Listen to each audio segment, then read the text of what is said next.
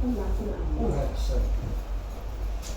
update for you on what's happening in Moldova, that referendum on whether to change the constitution to allow to aim for EU membership. Well, Moldovan President Maya Sandu has said at a news conference that Moldova will have the first difficult battle that will determine their future after the referendum of those aspirations to join the EU produced a really thin majority, just over 50%. She repeated that an outside attempt by votes to influence the referendum amounted to an attack on the country's sovereignty. Stay with us here on BBC News. Hello, we've got a spell of slightly quieter weather out there at the moment. After storm activity at the weekend that brought some windy conditions out to disrupt over the next few days, the winds and the rain are going to be easing, and we're going to see some mist and fog at times, especially through the middle of this week as high pressure builds in. Back to the here and now for the rest of today. We've still got rain lingering in the far southeast, particularly in Kent and Sussex. We've also got some showers in Scotland and Northern Ireland at times, and America doing this kind of rain. Temperatures out there by about 6 o'clock this evening will sit between I was away to Canaries in the summer. If we can see that tonight the rain clears away from the south. The showers I had a weekend away in particularly northern England, Wales, Cambridge. and the far south just bursting tomorrow. Either side of that band of cloud and rain, clearer skies, but the southeast likely to see some mist and some fog patches first thing Tuesday morning. Now tomorrow's weather will be dominated by this pretty weak tropical system. It's moving its way from west to east, fizzling out as it does so because it's bumping into higher pressure that is building into the middle of the week. So we've still got some showers from northern England, Wales down towards the southwest on Tuesday. They'll just push their way eastward but tend to fizzle out. Notice to see about a cloud reaching the southeast later on. The rest of the UK, sunny spells tomorrow. And some showers, but fewer showers certainly. Yeah, please. And top temperatures still on the mild side for the time of year, especially in the southeast. What's the other one? The other alternative? Just across Scotland. Go for that. Now, maybe Wednesday, we're likely to see some dense fog patterns, especially for central and southern parts of England and Wales too. And you slowly clearing away, lifting into low cloud time. But with that high pressure around a lot of weather on Wednesday, and the breeze coming in from the south coast will turn. Tomorrow we're looking at mid to high teens, 18, 18 southeast. And similar there on Thursday, we've had a bit of mist and probably not quite as much as Wednesday. A lot of dry weather, but the breeze picking up from the south, and later in the day we've got this rain and landing across parts of Northern Ireland and western Scotland. But before it does so, again, really I thought I'd let Joe do it today and give you some peace of And then further ahead, for Friday and into Saturday, more unsettled, so some spells of cloudy rain at times. Slightly dry weather though, looks like it is.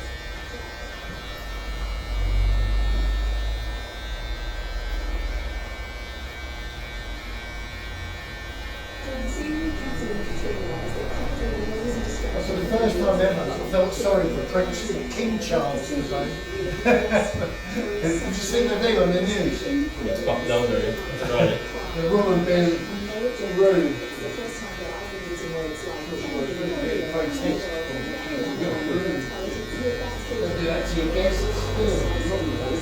You heard that news? Right? Have you heard of this? No. Prince Charles? No? We went to Australia and the woman was shouting at him. That's where you stood from. Protester. Inside. You're not our king! You bloody possum shagger! Leave him alone! Yeah. You bloody fool! You bloody... I think our time there is limited. Because it was an hour, he said, look darling, stop shooting your pin. And all that tattoos rubbish. But the Prime Minister's not a fan either. Well, their constitution voted to keep him on, so, you know. Don't vote for something and then not like it. It's the same country that voted Rod Stewart's wife to be on the nose. It's that country. Yeah, quite.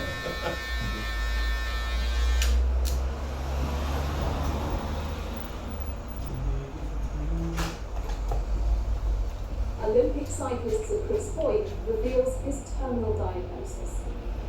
We've actually committed to dealing with prostate cancer, improving detection rate and improving treatment. Independent patients, staff and health experts are after their thoughts on how the NHS in England should change over the next decade. Also on the programme. There you go.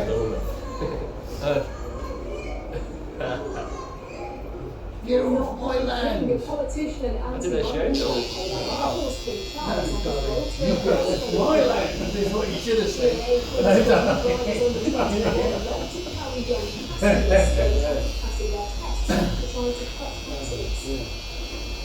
And how bird-rich Ireland is trying to get rid of the predators threatening its famous population of pockets. And it's coming up on BBC News. Liverpool boss Arne Slot has taken the straight right to the top of the Premier League after beating Chelsea 2-1. It's his 10th win in 11 years.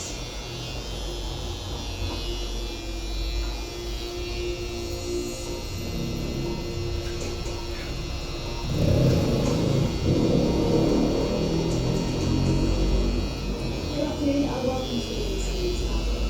The government says it will invest in better protection and treatment for prostate cancer victims. After Sir Chris Boyd, one of Britain's greatest celebrities, revealed the condition has spread to his bones and is now terminal. A leading charity is calling for targeted screening of both Sir Chris's dad and brother had prostate cancer. Currently, the NHS doesn't test men with symptoms before they turn 50. The Health Minister, Stephen Kinnock, told BBC Breakfast the government would consider more screening. Alison Booth reports. I've been well, thanks. Yeah, having a great week, some incredible performances and focus. Positivity that was defined Sir Chris Boyd's announcement of the weekend that he has terminal cancer. At the age of 48, the six-time Olympic cycling champion,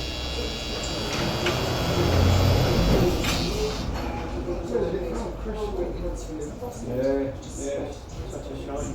Must be all that EPO he's using. Told BBC that not enough is being done to prevent cases like this.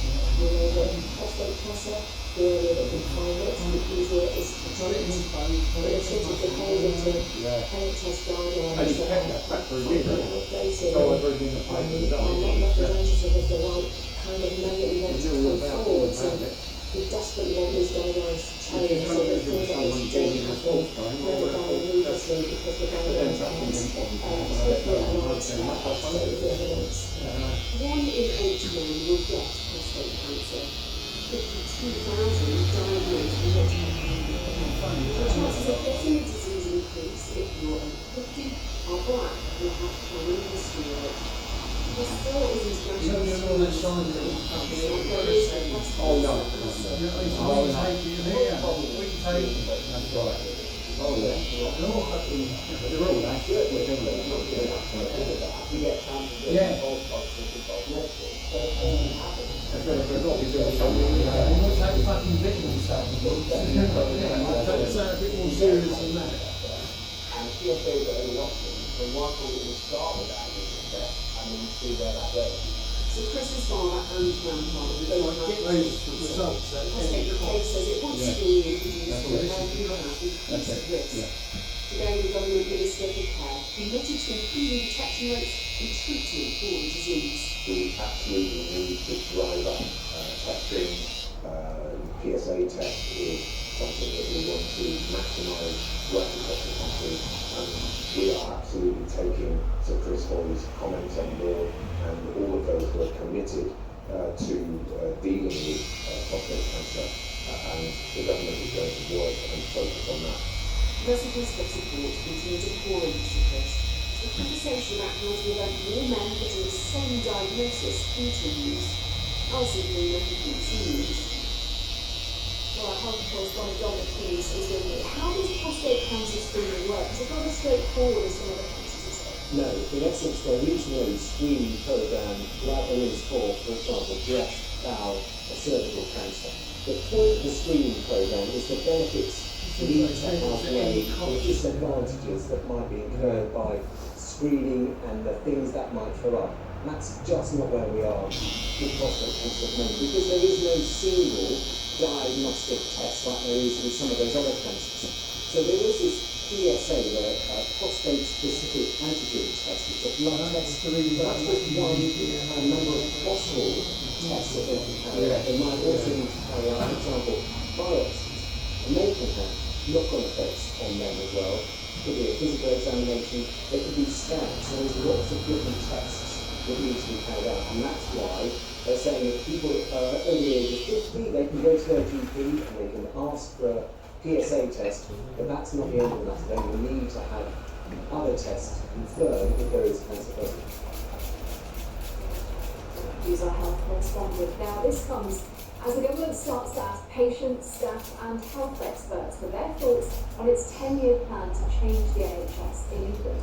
One of the proposals that's being consulted on is new neighbourhood health centres that could have doctors, nurses and mental health specialists all on local statement.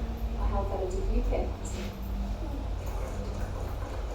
Ministers will keep repeating themselves. I can't like that. Can't actually see even you. Yeah, sounds good. It's about a month. They also want to give A month since his last confession. I have to do those more regularly. Lots of opportunity for you to put your fingerprint on the future, literally to craft the service that you are working for. So this is a really important conversation to create that NHS of the future, a movement in our. The plans already discussed will include new neighbourhood health centres with doctors, nurses and mental health specialists and other staff under the same roof.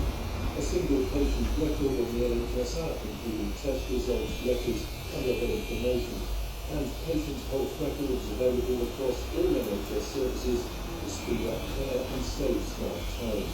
In an article in The Guardian, the Health Secretary, Wes Streeting, says he understands how hard it must be for staff to battle against a broken system that is right at the end of the tunnel, and he's appealed to staff to stay and help change things.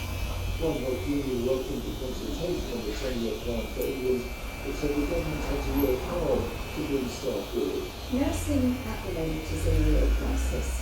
We expect to see reform in pay. We would like to see reform with regard to recognising that we need enough nurses in every sector to be able to give safe and effective care so that nurses can be proud of the care that they're giving. And we need to get a sense of hope that there's a reason to stay, because at the moment in every single sector nurses are struggling. The 10-year plan will be published next spring, but before that will come the usual challenges of winter. The waiting list for pounds treatment is over £7.6 million and rising. With the budget approaching, some health experts say more money as well as reform plans is needed and cost. BBC News. Let's get to our political correspondent Tom Simons. Tom, how much will this consultation actually inform the choices that the government makes on it? Well, the government says, online and in person when it speaks to members of NHS staff, that what the NHS staff come up with, and the public comes up with, will directly feed into its policies for the NHS, which, as you heard there, are due to be formulated from the spring onwards. And it will be interesting to see how the public responds to, for example, the digitisation of patient records and the process of making an appointment. It might be that older people feel that they're not happy with using an app to make an appointment or to get hold of information about their health care.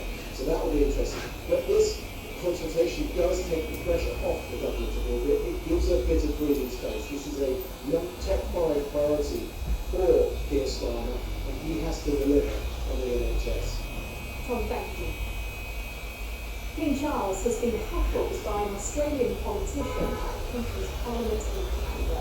He just finished delivering a speech when independent Indigenous senators stood up and shouted, "You're not my king, and this is not your land." Lydia Thorpe, who's known for her long-standing opposition to the monarchy, was then escorted away. Our royal correspondent Anna Love reports.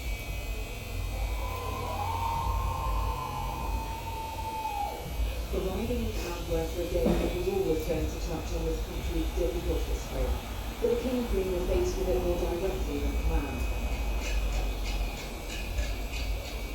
The Parliament House in Canberra, they were given a traditional welcome into the Great Hall. As the King addressed the gathered politicians and dignitaries. In my many visits to Australia, and witnessed courage and hope with guidance and The big Aboriginal welcome, and then shout at him. I was like, Well, I know, it's still the First Nations people have done really great on it, sharing full credit. Not many brains out there anyway. sorry? Not many brains out there, they've got out there, have they? Only skills. Landing in my lump of wood.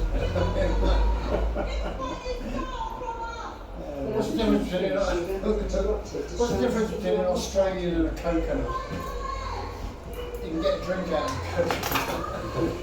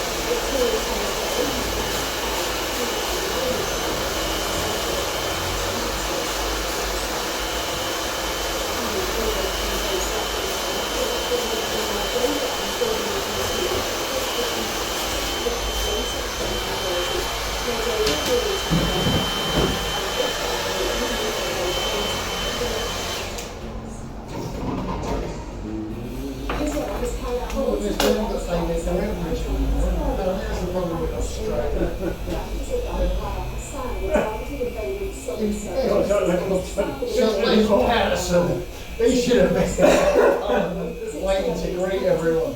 So I was like, yeah, and I'm pissing up against the wall like you think we have got Whitlam fun. Good question. I mean, it's really turned now from bombing bunkers to bombing banks. So it's trying to break up the financial underpinnings of the pull-up. We've had 4 weeks of So this Patterson system, Joe Baker, he says, he's making a cup of tea, he said, no, it wasn't Celeste, it was Dave Edmonds, talking to Joan Baker, and he's making a cup of tea, he says, would you like a cup of tea, darling? She says, yes please, he said, look like you could do something like inside.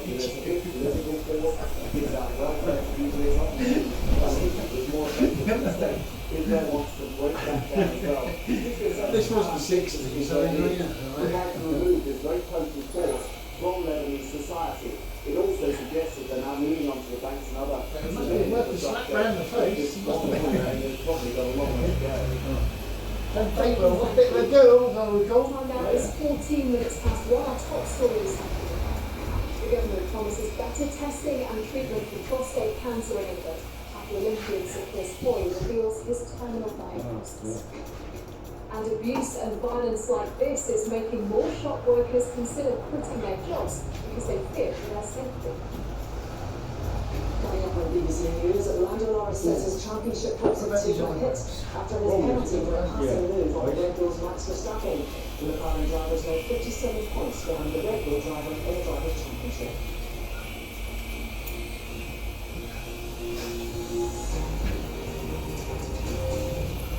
Drivers aged under 21 should be banned from carrying passengers of a similar age for the first 6 months after passing their test, according to the AA.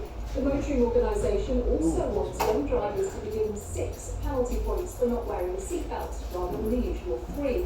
They think that the measures will cut the number of road accidents and save lives.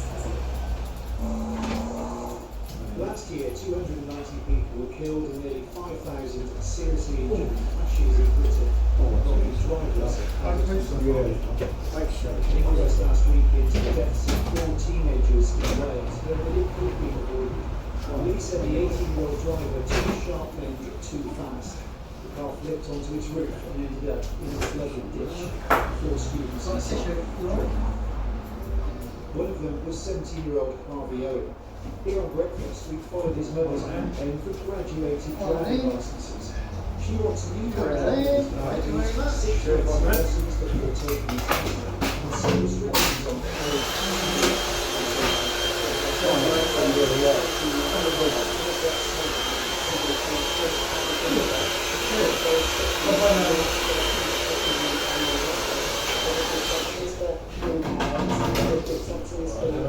Thank you very much. So I look a bit gormless, I know, and I have glasses on. Thank you. Brilliant. Cheers. Yeah. Very good. Much love.